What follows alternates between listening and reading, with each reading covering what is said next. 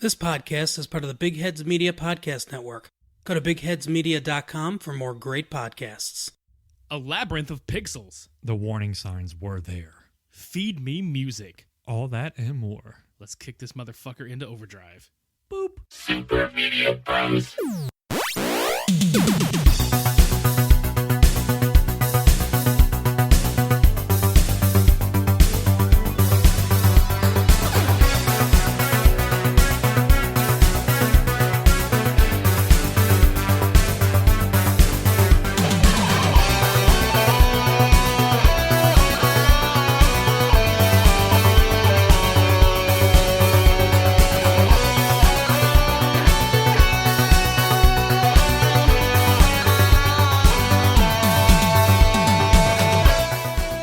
Overdrive it is.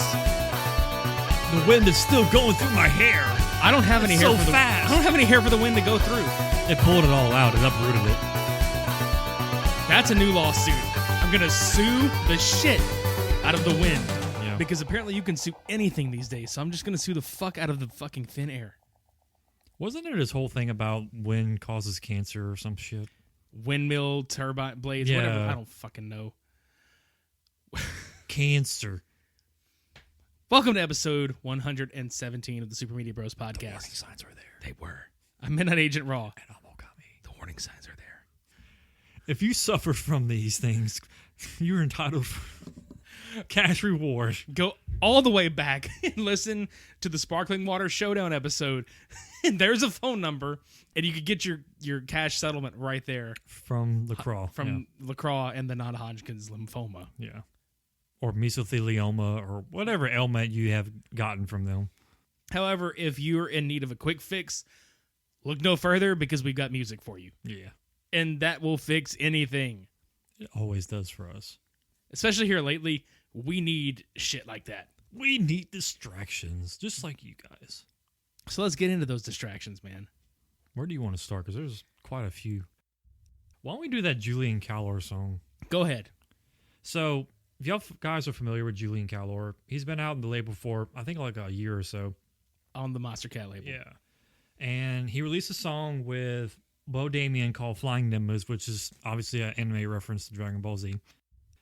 And like I said, if you know this guy, he's always had these really upbeat, fast-paced, progressive house songs. This one's no different. This one is just so bouncy, it's so energetic, it's so uplifting, and it makes you just feel like you want to fucking fly on a fucking flying cloud. He has a good trend of keeping pretty upbeat, rhythmy, bouncy tracks, and him and Bo Damien did this justice with this song. I mean, it's, what more can you ask for? Like, if you want to feel happy, listen to the song and you'll fly away. Like, it's that good. Kick ass. Straight to the point, simple. Listen to the song. It's fucking awesome. Makes you happy. Shut the fuck up. Speaking of straight to the point, let's take a look at Hypnotized by Stoneblue. Okay. We talk about this almost every fucking music episode, okay? Almost. Just about. Me and him are huge underground trance fans. Like that whole 1990, like early 2000s era of trance. This song is literally going back to that era and reliving it in your brain. Like, it's so beautiful. It's so mesmerizing. Like, it's hypnotic. It's literally called Hypnotized. Yeah. If you want to go back to 1997, where artists like Paul Van Dyke, Paul Oakenfold, Tiesto, before he is whatever the hell he's doing now. Yeah. The good shit. The good days. Yeah. This is an absolute nostalgia-fueled musical journey. And one that I could not be happier with. Our only complaint is that it's not longer. That's what I was saying. Like, the pros of this song, the entire song. The, The cons, this song is too short. Because when you listen to trance songs, they're usually about a 5 to 7 minute long period. Like, this is only like 3:40, but I wish there was so much more. You know how vehicles operate with fuel, like gas? What if music was the fuel and vehicles only took certain types of fuel? If you had to listen to trance and drive somewhere to this song, you might be shit out of luck. And it's not even shitting on the song. It's just like, hey, dude, make it longer. We don't get many trance songs on the label besides like Infected Mushroom. Like, they're the more consistent, but they're psytrance. They're That's a subgenre altogether. They're a little different, but yeah, like as a whole, trance is not very relevant to this label as much as it should be. Right? If y'all ever listen to this, anybody in the Monstercat, just start going to trance, like more trance. Take us on a journey. Yeah, a long journey. A very long one. Yeah. And we're not going to complain. Like, what if they did that? What if they actually went back to the old days where they had like a long playlist of their songs, but it's all trance? Just like they did back in the old days where like 10 o'clock at night and your radio was blaring to fucking Paul Oakenfold and Paul Van Dyke and all of them for like 5 hours. I wouldn't complain one fucking bit. Like, I would love to have that. Let's move on. How about that Pixel Terror song? Absolutely. Let's talk about that one. Just a fun fact on my perspective of these two guys. They have been kind of stagnant when it comes to anything like hard-hitting like tracks. Like Contra, Amnesia were really good songs, especially Amnesia. It's probably still my favorite song by them too. But you know, they kind of make the water like shake a little bit, but not like heavy when it comes to like the ripple effect. It's a drop in the water compared to a tidal wave. Yeah. This song brought them back on the radar for me because it's electro house, is very fast paced, it's very 8-bit, like grindy, whiny noises and stuff like that. And it's I can't say much more about that. It's just that good to me. I wasn't expecting it to be as upbeat as it was. I was kind of expecting a typical halftime kind of beat. And then it throws that out there. And I was like, hell yeah. Yeah. I was happy. It was a nice surprise. Yeah, like definitely check that song out. And Enigma, it's so fucking fun. Let's move on to Feed Me, Money, Destiny. Probably my favorite release so far within the last 2 weeks. Yeah, and it was a very pleasant surprise because usually when artists that are already established come to Monstercat to put out music, you're just like, first off, what are you doing here? And it's not necessarily always a bad thing. And then you wonder if it's going to change the way people look at your music from then on out. Everybody was so surprised that Feed Me was on the label for this song. Like, this person's that good. And I'm like, I've never heard of this person. I didn't even know this person existed, which surprising to me. This is pretty much 90% of whenever I listen to their labels, like, hey, this new artist came out. Who the fuck is this person? I might be wrong, but do you remember the old that clothing label No Fear? Mm-hmm. The Feed Me logo kind of looks like that. Like I said, I could be wrong, but that's what it reminded me of. The logo reminds me of like the 90s. But the music is fucking great. This song is really good. If you can imagine Fowler's music, but like a notch higher, it's very reminiscent of that sound. It's just not very vocal heavy, but the vocals do have like a bit of an impact, I guess, per se. Yeah. Because, I mean, it's just repeating like, you know, money, power, fame, destiny, or something like that. The song itself, the production value is just top notch to me. I love it. It's impactful to me.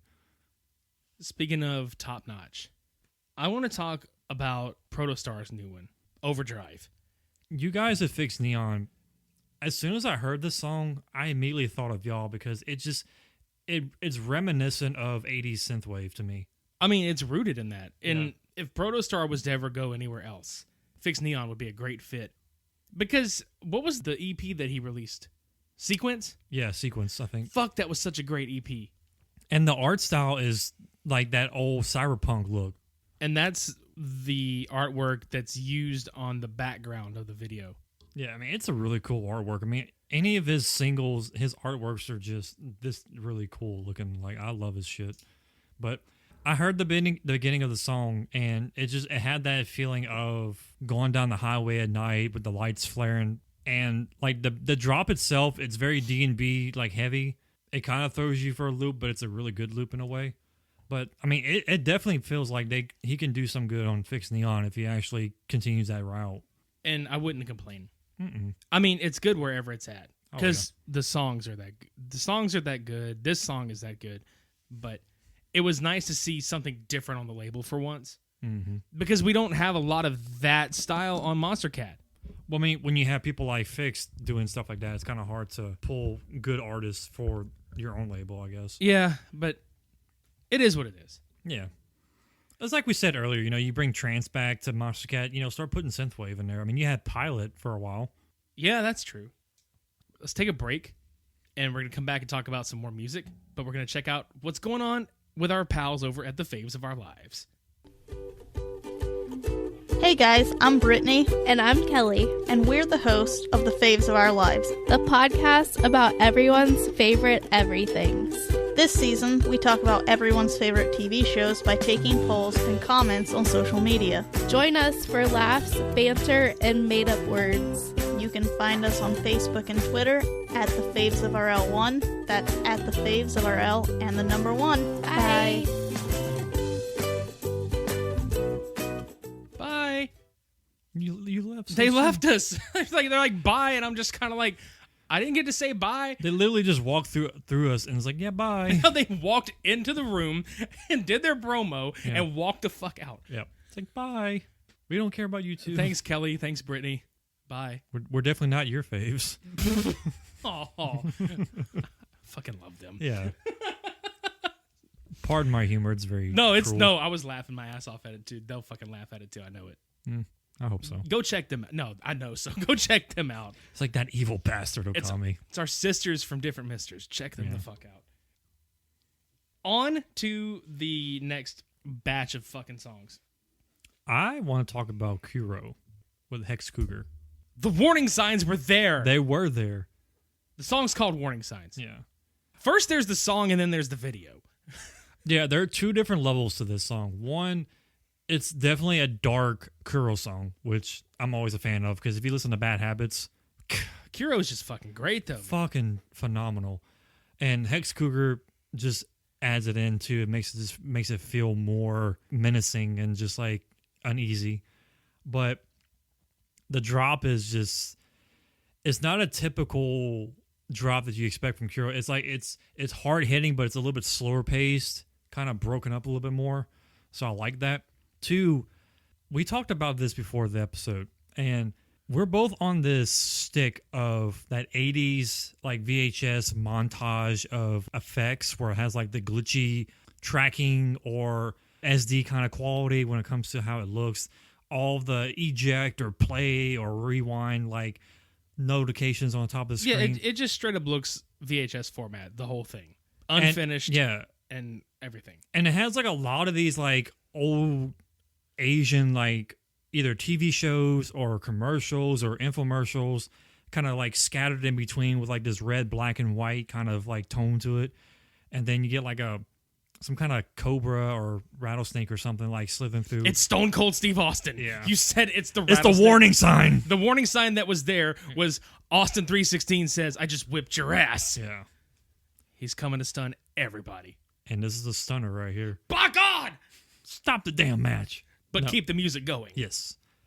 But yeah, like that's the aesthetic you get for the little video they have for this song. It's very VHS, very, just Asian. You fucking, the way you said that made me remember the Cable Guy.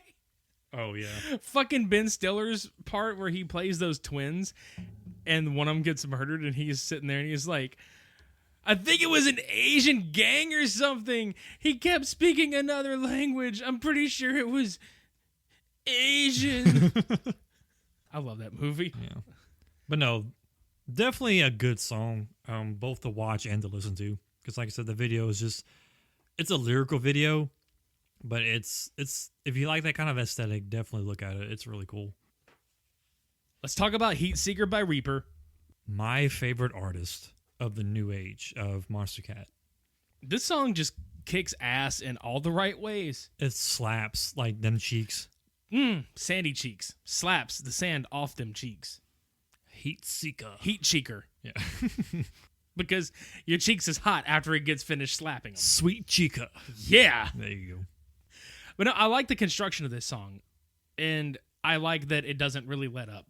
Just keeps on going. Like That third drop, though, man. Bro, it's explosive as fuck.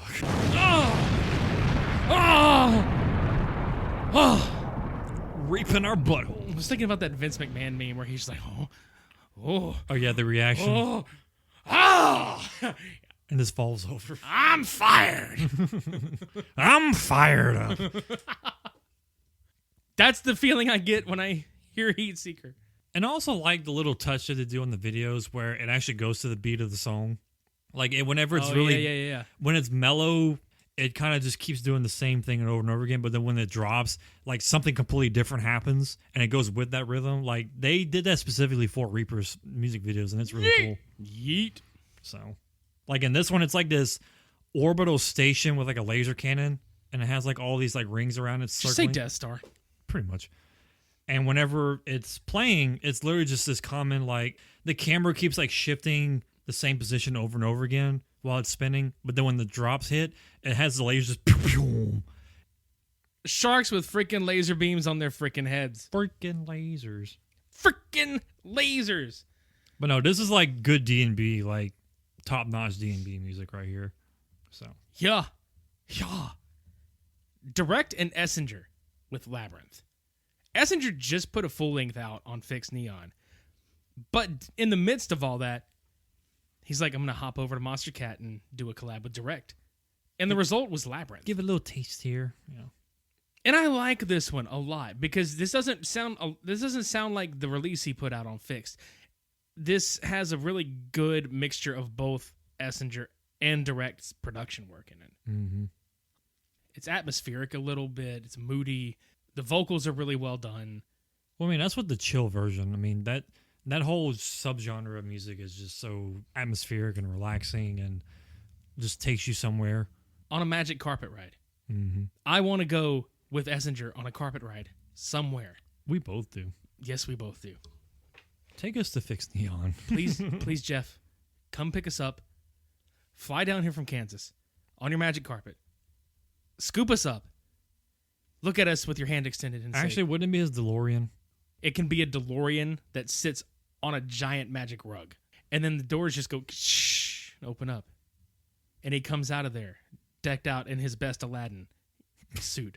And he reaches his hand out to us and says, do you trust me? And then we have to spray our hands with hand sanitizer, then take his hand and get in the ship and go. Actually, no, we would put our masks on first. That's it. Safety first. He's like, get out of the car first. Let me spray it down. We love you, Jeff. Yeah. So let's get in that motherfucker. Go. But yeah, check this fucking song out. It's really good. Which brings us to the song that I know we've been really, really, really dying to talk about. It's not on Monstercat, but it's from but it's from an artist that has essentially made his name on Monstercat. Every song he's put out so far has been on the label. And it's Tokyo Machine with Flames. And it's out on a label called Proximity. One that I've honestly never heard of until this fucking song came out. Which I will say on air, it's not impressive. And this is probably the only artist on that label that's going to actually do some difference. Yes, to clarify, Tokyo Machine is impressive. Cody says the label is not impressive. Yeah. Trust me. So take that for what it's worth, which is probably a lot. But the song is fucking phenomenal. The fucking song is lit. Yeah, all the pun intended. It's on fire. The song is fire. It's lit as fuck. It's Tokyo Machine. He is fire. Look, this one is in my top 3 for his singles. And it's a very difficult top 3 because I'm always consistently fighting with where Spooky ranks in terms of those 3. He keeps fucking one-upping himself, no pun intended, with all the fucking chiptune shit. Mm-hmm. But Tokyo Machine has been the most consistent fucking artist that we've ever spoken about on this podcast. And we had the privilege to see live, and that was just as much of an orgasm as ever. Too. Yeah, dude, Tokyo Machine just, like, the energy does not stop. Because if you look at Fly, and if you look at Play, and even, what's the one he did for the first Rocket League release? Rocket. Yeah, thank you. Yeah, Rocket, Play, and Fly all kind of have a different feel than his stuff, but I feel like this one was the perfect marriage of the two styles. Like, he's got his chiptune style, but then he has like this other kind of bass house sound that doesn't really incorporate a lot of the chiptune and 8-bit sounds into. It's more vocal led. This one kind of had like a good mixture of both to me. Honestly, if you want to listen to something different by him, listen to Bad Boy. Yeah, Bad Boy was fucking good too. I really liked that one. Because, I mean, that's more of like his trap side. Like, he has that song, he has Spooky. Fight is like his main 3 trap songs. Yeah, and those are all just very strong tracks. I mean, I'll die on the hill that Spooky was probably one of his, probably the very best that he's done. Just because he melds subgenres together so fucking seamlessly. And this song is no exception. And then the lyric, one thing I will say about Tokyo Machine that's really cool is that you can easily catch on and sing along to his shit at his concerts because the lyrics are literally either one word or like a couple of phrases, and they have to do with the title. And his song titles are so short. Just one word. Yeah, like 1 or 2 words. That's it. And 9 times out of 10, that is the chorus of the song, or that is the hook of the song. Got to keep the flame on max. Got to keep it going till there ain't nothing left. That's so fucking cool. Yeah, I just noticed that too. Like he has that same like like that same repetitive like catchiness to it. And he perfected that part like so fucking well. Oh, yeah, he did, man. And there's not much else I can say other than this is an artist that when they put something out, you will probably immediately buy the shit. When I found out that this was coming out, I was like, holy shit. I'm really happy I was scrolling Facebook because I wouldn't have known it did. Which is one thing that I can say about Monstercat is that you know when something's happening because it's out there. Now, I'm going to go ahead and kind of emphasize the proximity thing where it was like, I saw no promotion for this single other than his own. And I think that's the bad part about a lot of these YouTube-based album labels. They don't promote anything. Like, they expect people to do it themselves. Yeah. Like, hey, this song's coming out, or this song is out. You go check it out. Whereas Monstercat now, what they've been doing is they do a premiere the day before the song comes out. And it's like, the song will premiere in 12 hours or whatever. Yeah, and you can watch, like, the countdown happen. Yeah. So they're already promoting themselves more so than normal. Now they're even more so promoting themselves. Right. So it's like, they're just like, hey, we have new, like, we know. 4 times a week. And that's why we're here, to help promote further. I know we're not the only podcast that talks about some of this shit, but damn it, we like to talk about it, and we want it to get to more people so that more artists make more music and more shit comes from the label. I'm tapped out. That's all I've got. I meant literally, that's all I've got for this. I was like, damn, that was quick. That's what she said, sadly. Fuck. My flame went until there was nothing left. Flame on men. Yeah.